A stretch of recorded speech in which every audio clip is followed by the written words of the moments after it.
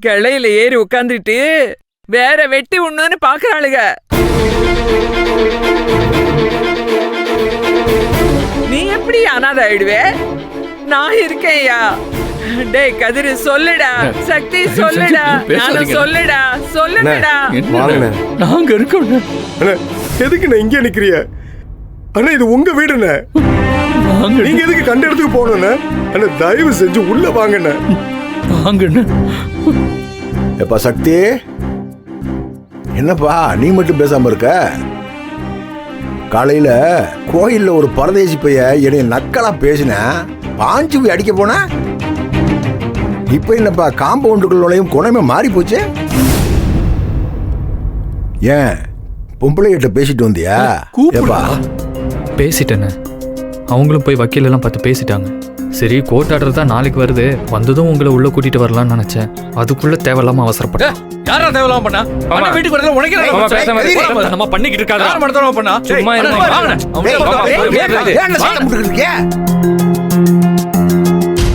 டேய் ஆத்திரத்துல நான் செஞ்சதெல்லாம் தப்புத்தேன். இன்னைக்கு அதுதான் என்னை இந்த நிலைமையில கொண்டாந்து நிறுத்தி இருக்கு. இனிமே எடுத்தேன் கவுத்துங்கிற முட்டாள்தனத்தை செய்ய மாட்டேன். 1000 சண்டை போட்டுக்கிட்டாலும் நம்மெல்லாம் ஒரே குடும்பம்டா. இப்ப நான் உள்ள வந்து இந்த பொம்பளைய பொறுக்காம போலீஸுக்கு போன் அடிச்சு திரும்ப நான் போனேன்னு வையே, இதெல்லாம் எதுக்குப்பா?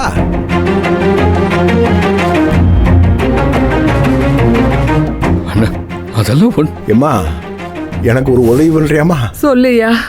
கோர்ட் ஆர்டரு வர்ற போது வரட்டும், அதுவரை நான் உள்ள கூட வரலமா. இந்த புல்தரையில உட்காந்துருக்கமா. என்னென்ன பேசிட்டு இருக்கீங்க? அதுக்கு உன் மருமக்கமார்ட்ட உத்தரவு வாங்கிட்டு வாமா. ஓ போய் உத்தரவு வாங்கிட்டா. யார் என்ன கேக்குறது? நீங்க வாங்கண்ணே. அண்ணா வீட்டுக்குள்ள வாங்கண்ணே. நீங்க யார்கிட்ட உத்தரவு வாங்கணும்? நீங்க வாங்க வீட்டுக்குள்ள வாங்க. வேணாம்ப்பா, வேணாம், விடுங்கப்பா, விடுங்க விடுங்க. மருமக்கமாறு உத்தரவு தரணும், அதான கோர்ட் ஆர்டரு.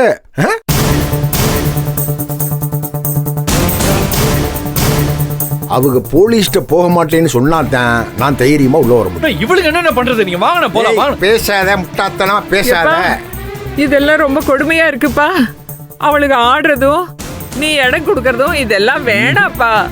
என்ன நடந்தாலும் பாத்துக்கலாம். நீ வா வாயா. எல்லாத்தையும் நான் கையெடுத்து கும்பிடுறேன். தயவு செஞ்சு எனக்காண்டி இந்த உதவியை மட்டும் பண்ணுங்க, வேற எதுவும் பேசாதீங்க. போங்க.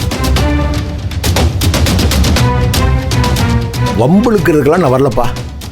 முடிஞ்சா இந்த உதவியை பண்ணுங்க.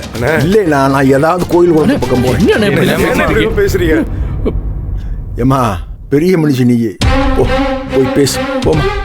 அது வரைக்கும் நான் இப்படி உட்காந்து பேசுறியா? பேசுறேன், பேசிட்டு வரேன்.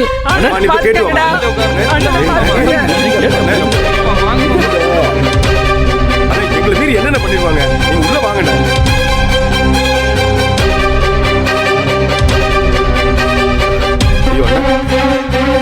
என்னடா இவரு? அண்ணா ஞான இருப்பா.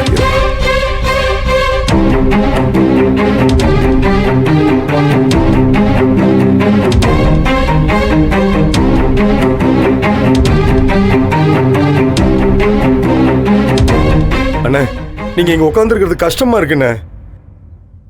வரட்டும்பா, அம்மா பேசிட்டு வரட்டும்பா. அண்ணா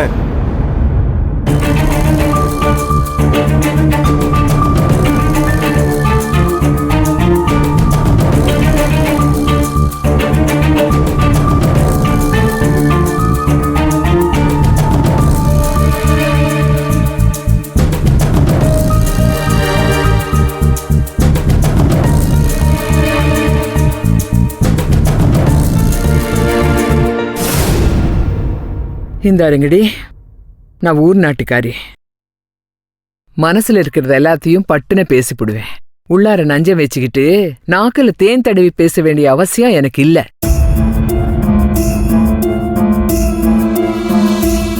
இப்ப என் மனசுக்குள்ள 1000 இருக்கு. அதெல்லாம் கட்டுப்படுத்திக்கிட்டு மாடிப்படி ஏறி வந்து உங்ககிட்ட கேட்கறது ஒன்னே ஒண்ணுதான். என் மகன் இந்த வீட்டுக்குள்ள வர்றதுக்கு நீங்க எந்த பிரச்சனையும் பண்ணக்கூடாது. என்னடி கும்பிட்டு கேட்கணுமா இல்ல கால்ல விழுந்து கேட்கணுமா? எப்படி கேட்க சொல்றீங்களோ அப்படி கேட்கிறேன். அவன் இந்த வீட்டுக்குள்ள வந்து ஒரு சோறு சாப்பிடணும். என்னடி சொல்றீங்க? இங்க என்ன நடக்குதுன்னு எங்களுக்கு புரியல. அவர் வீட்டுக்குள்ள அவர் வரத்துக்கு எங்களுக்கு எந்த பிரச்சனையுமே இல்லைன்னு ஏற்கனவே சொல்லியாச்சு. அப்புறம் எந்த கத்திரிக்காய்க்கு உங்க வக்கீல வச்சு என்னென்னமோ பண்ண சொன்னீங்க? சட்டப்படி என்ன செய்யணுமோ அதை அவங்க செஞ்சிருக்காங்க. ஆனா இப்ப அதையும் வாபஸ் வாங்கிட்டு வந்தாச்சு. நாளைக்கு உங்களுக்கு ஆர்டர் வந்துருமே. எங்களுக்கு சட்டம் என்ன உரிமை கொடுத்துருக்கோ அதை வச்சு மட்டும்தான் நாங்க எல்லாரும் எதிர்த்து நிக்கிறோம். ஆனா இந்த குடும்பத்துக்காக அவர் என்ன செய்யணும்ன்றத கேட்கறதுக்கு சக்தி ரெடி ஆயிட்டாரு. ஏய், அது அண்ணன் தம்பிங்களுக்குள்ள இருக்கிற பிரச்சனை. அதையேண்டி நீ பேசுற? இப்ப அவன் உள்ள வர்றதுக்கு என்ன செய்யணுமோ அதை செய்யுங்க. எங்க சைட்ல இருந்து எல்லாம் செஞ்சாச்சு. இது அவர் வீடு, அவர் வரலாம். இதுக்கு அவர் இவ்ளோ பெரிய டிராமா போடணுமா என்ன? இதுக்கெல்லாம் என்ன அவசியம் இருக்குன்னு எனக்கு புரியலையே. அவர் மனசுல ஏதோ கணக்கு போட்டுதான் இதெல்லாம் பண்றாரு. ஏய், என் மகனை பத்தி அனாவசியமா பேசாத. அவன் இந்த வீட்டுக்கே ராசா. முச்சந்தியில நிக்க வச்சு அழகு பாக்குறீங்களா?